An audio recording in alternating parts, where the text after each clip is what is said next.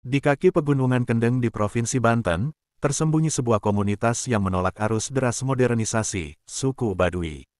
Mereka terbagi menjadi dua kelompok utama, yaitu Baduy Dalam dan Baduy Luar. Kehidupan mereka mencerminkan keharmonisan dengan alam, menjunjung tinggi nilai-nilai adat leluhur, dan menolak teknologi serta campur tangan dunia luar. Di tengah derasnya arus digitalisasi dan globalisasi, suku Baduy tetap teguh menjaga tradisi ribuan tahun yang diwariskan oleh nenek moyang mereka. Dalam dunia suku Baduy, tidak ada listrik, kendaraan bermotor, atau bangunan dari semen. Semuanya alami, dari rumah panggung bambu, jembatan rotan, hingga peralatan rumah tangga yang terbuat dari kayu dan bambu. Bahkan penggunaan sabun dan pasta gigi pun dilarang di sungai, demi menjaga kesucian alam. Bagi mereka, alam adalah ibu, dan mencemarinya adalah bentuk penghinaan terhadap Sang Pencipta. Mereka berjalan berkilo-kilometer tanpa alas kaki, menapaki tanah, bebatuan, bahkan duri, tanpa keluhan. Ini bukan sekadar ketahanan fisik, melainkan bentuk latihan spiritual dan keteguhan terhadap adat. Dalam setiap langkah mereka, tersimpan doa dan penghormatan terhadap leluhur serta bumi yang mereka pijak. Tidak heran, banyak pengunjung yang terkesima melihat ketangguhan dan ketenangan yang terpancar dari mata orang Baduy. Salah satu fakta menarik adalah larangan memotret atau merekam aktivitas warga Baduy Dalam. Mereka percaya bahwa gambar dapat merusak roh dan mengganggu keseimbangan hidup. Maka, para wisatawan hanya diperbolehkan mengambil foto di wilayah Baduy Luar. Larangan ini bukan sekadar tradisi, melainkan manifestasi dari pemahaman spiritual yang dalam tentang kehidupan dan kesucian jiwa. Pendidikan dalam komunitas Baduy tidak dilakukan melalui sekolah formal. Anak-anak Baduy belajar langsung dari orang tua dan sesepuh mereka melalui pengamatan, pengalaman, dan cerita turun-temurun. Mereka diajarkan bertani, membuat pakaian, berburu, dan meramu obat dari hutan sejak usia dini. Meski tanpa ijazah, kebijaksanaan dan kecerdasan alami mereka seringkali melebihi standar pendidikan modern. Dalam bidang pertanian, mereka menerapkan sistem ladang berpindah dan larangan penggunaan pupuk kimia. Semua tanaman ditanam secara organik, dengan sistem rotasi alamiah yang menjaga kesuburan tanah. Mereka percaya bahwa membiarkan alam beregenerasi tanpa paksaan manusia adalah bentuk kesetiaan pada hukum alam. Hasilnya, tanah tetap subur, dan lingkungan tetap lestari. Suku Baduy juga memiliki sistem pemerintahan sendiri yang disebut Puun. Para Puun adalah pemimpin spiritual dan adat yang dipilih secara turun-temurun. Mereka tidak hanya berperan sebagai pemimpin politik, tapi juga sebagai penjaga keseimbangan alam dan spiritualitas warga. Keputusan Puun bersifat mutlak dan tidak dapat diganggu-gugat, karena dipercaya sebagai suara dari leluhur dan Tuhan. Tradisi lisan adalah satu-satunya media dokumentasi yang mereka percayai. Segala sesuatu disampaikan melalui cerita, petuah, dan nyanyian tradisional. Tidak ada buku, tidak ada catatan digital, tapi semua pengetahuan tetap hidup dan utuh dari generasi ke generasi. Ini membuktikan bahwa kata-kata yang diucapkan dengan hati bisa bertahan lebih lama daripada tinta yang ditulis di atas kertas. Keterasingan mereka bukan bentuk penolakan total terhadap dunia, melainkan cara mempertahankan jati diri. Mereka sadar akan eksistensi dunia luar, namun memilih jalan sendiri yang lebih dekat dengan alam dan spiritualitas. Dalam dunia yang kian bising dan cepat, suku Baduy adalah cermin kebijaksanaan tentang bagaimana manusia bisa hidup damai, sederhana, dan bermakna. Ketika seseorang memasuki wilayah Baduy, ia harus melewati aturan adat yang ketat. Tidak boleh membawa kendaraan, tidak boleh memakai alas kaki di area tertentu, dan tidak boleh membawa perangkat elektronik. Semua pengunjung wajib mengikuti tata cara yang berlaku, termasuk berbicara dengan sopan, tidak bersiul, dan tidak bertindak semena-mena. Ini adalah bentuk penghormatan terhadap tanah yang mereka anggap suci serta kepada masyarakat yang menjaganya. Masyarakat Baduy Dalam meyakini adanya larangan melewati batas tertentu yang disebut sebagai tabu wilayah. Daerah suci ini tidak boleh dimasuki oleh sembarang orang, bahkan oleh warga Baduy luar sekalipun. Batas wilayah ini bukan hanya garis geografis, melainkan batas spiritual yang diyakini menjadi tempat bersemayamnya kekuatan leluhur dan alam. Melanggar batas ini dianggap sebagai pelanggaran besar terhadap adat. Kehidupan sehari-hari warga Baduy berlangsung dengan sangat disiplin dan teratur. Pagi hari dimulai dengan kegiatan bertani, menggembala, atau menenun. Saat siang, mereka beristirahat sambil menyambung tali silaturahmi antar keluarga. Malam hari digunakan untuk berkumpul bersama, mendengarkan petua para tetua, atau sekadar duduk diam dalam hening yang khusyuk. Tidak ada kebisingan, tidak ada gangguan cahaya buatan, semuanya alami dan penuh makna. Salah satu hal yang mencolok dari suku Badui adalah penggunaan pakaian khas mereka. Badui dalam mengenakan baju berwarna putih polos dan celana hitam, tanpa hiasan, tanpa kancing, dan dibuat sendiri dari kapas tenunan. Mereka juga tidak memakai alas kaki sebagai simbol kerendahan hati dan kesatuan dengan tanah. Sebaliknya, Baduy luar mengenakan pakaian hitam dan lebih fleksibel dalam urusan interaksi dengan dunia luar, meskipun tetap menjaga nilai-nilai adat.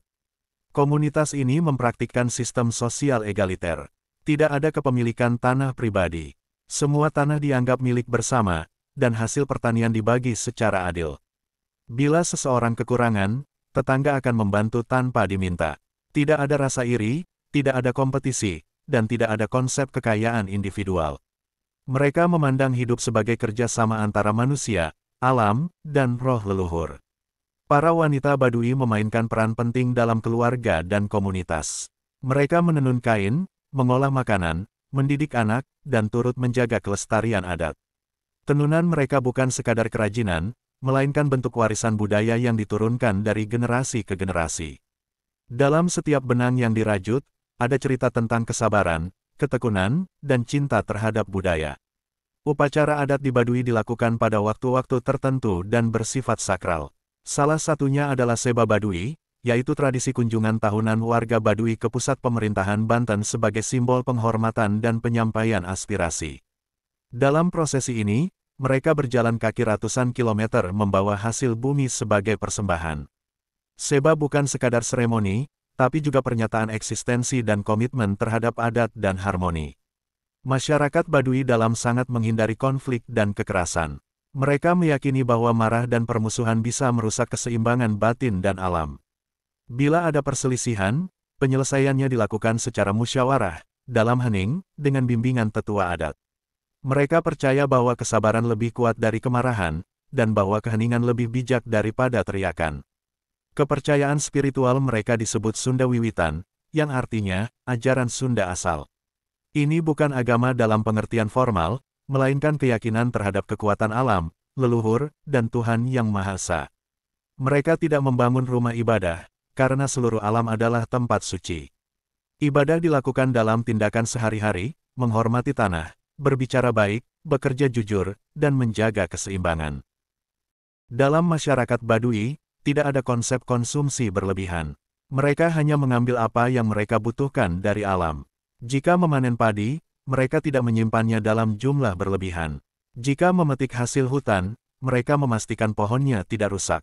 Filosofi ini mereka sebut sebagai tanah temenan dirobah-robah, yang berarti tanah tidak boleh diubah secara sembarangan.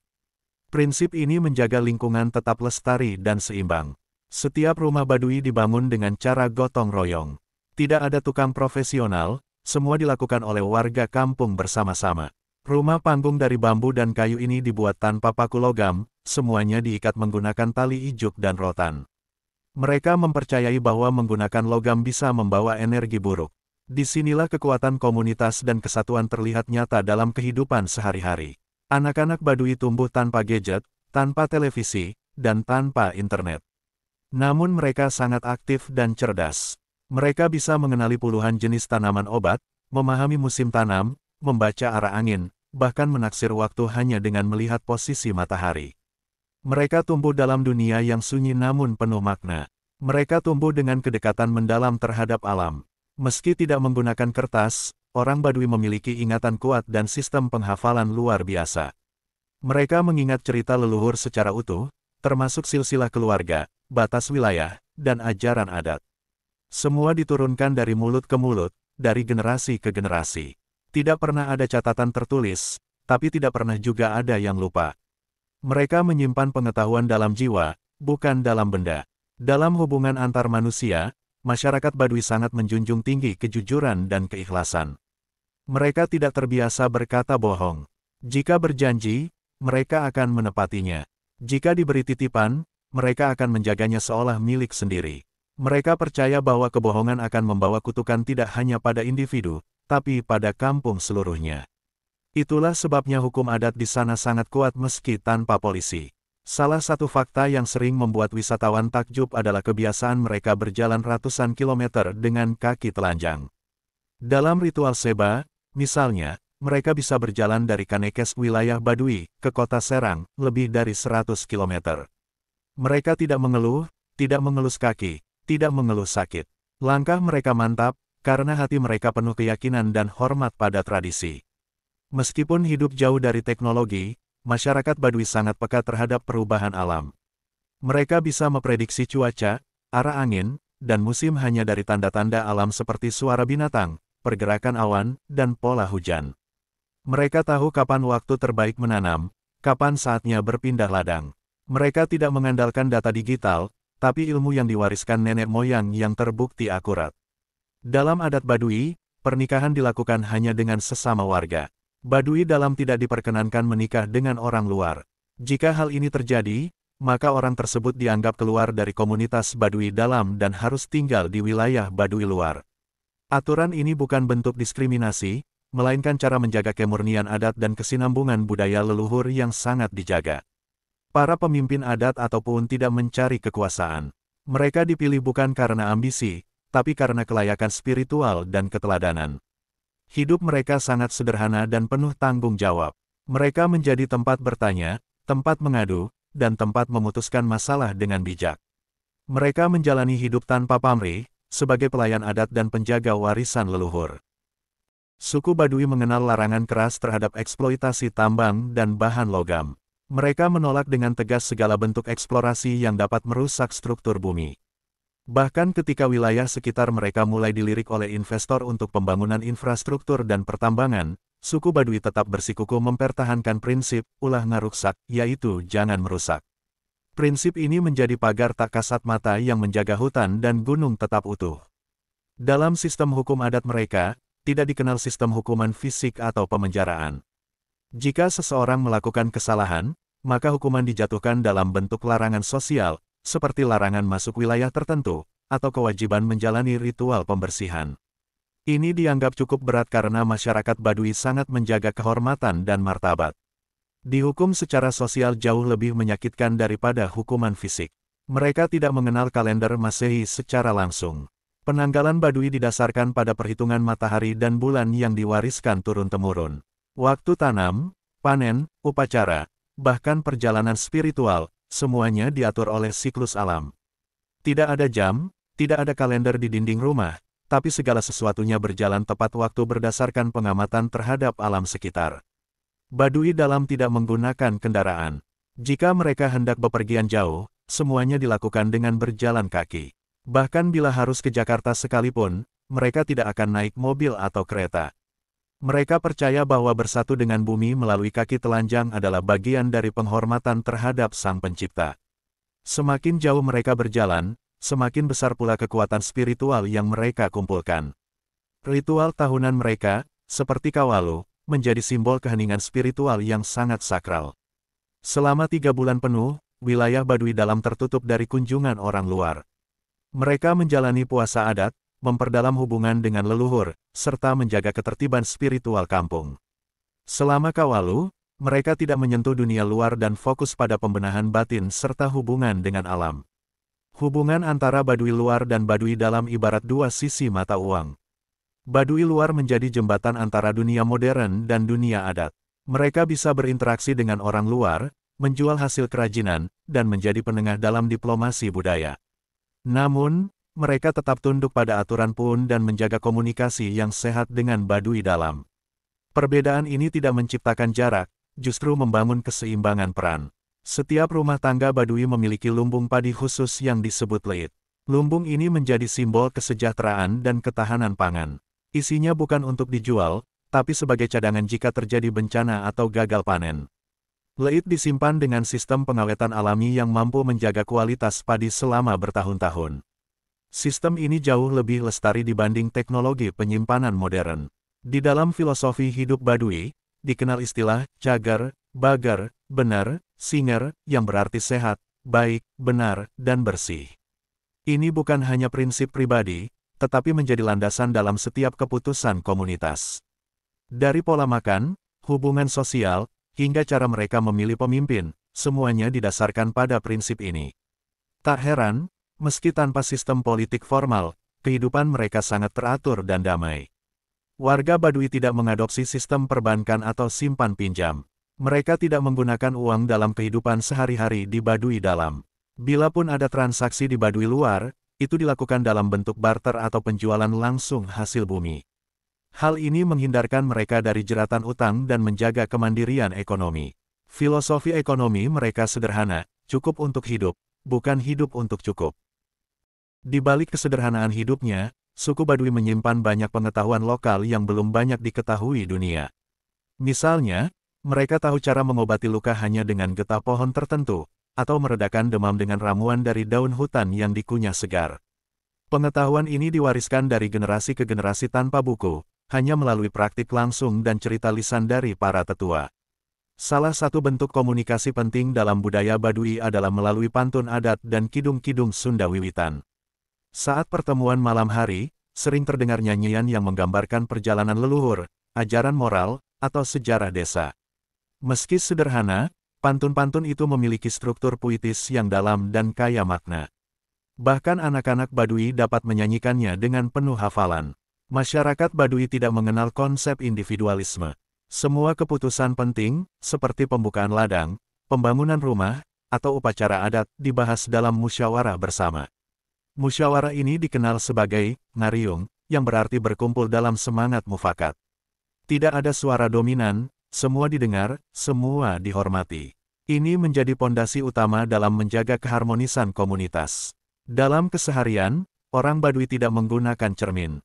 Bagi mereka, melihat wajah sendiri bukan hal yang penting. Mereka lebih mementingkan bagaimana perilaku mencerminkan jiwa seseorang. Ini berbanding terbalik dengan dunia luar yang sangat mementingkan penampilan. Bagi Baduy, keindahan adalah kesederhanaan, dan cahaya seseorang terpancar dari tindakannya, bukan dari wajahnya. Sebagai bagian dari pelestarian adat, anak-anak Baduy dilatih sejak kecil untuk menghafal nama-nama leluhur mereka hingga puluhan generasi ke atas. Mereka mengenal siapa nenek moyangnya, siapapun di masa lampau, bahkan tahun-tahun penting dalam sejarah kampung. Ini menjadi akar identitas yang kuat dan membuat mereka selalu ingat dari mana mereka berasal. Salah satu nilai inti yang mereka pegang adalah, ulah beda jero jeung luar, artinya jangan berbeda antara di dalam dan di luar. Prinsip ini mengajarkan kejujuran, integritas, dan konsistensi. Apa yang mereka ucapkan harus sama dengan apa yang mereka lakukan. Mereka percaya bahwa kebohongan bukan hanya merusak diri, tapi juga membawa celaka pada lingkungan sekitar dan pada kampung secara spiritual. Mereka juga memiliki larangan untuk memelihara hewan peliharaan jenis tertentu, seperti kucing atau anjing. Bukan karena membenci binatang, melainkan karena menjaga agar pola hidup tetap bersih dan tidak terganggu oleh insting hewan. Namun mereka sangat menghargai binatang liar dan seringkali hidup berdampingan dengan satwa seperti burung, monyet, dan ular tanpa mengusik habitat aslinya.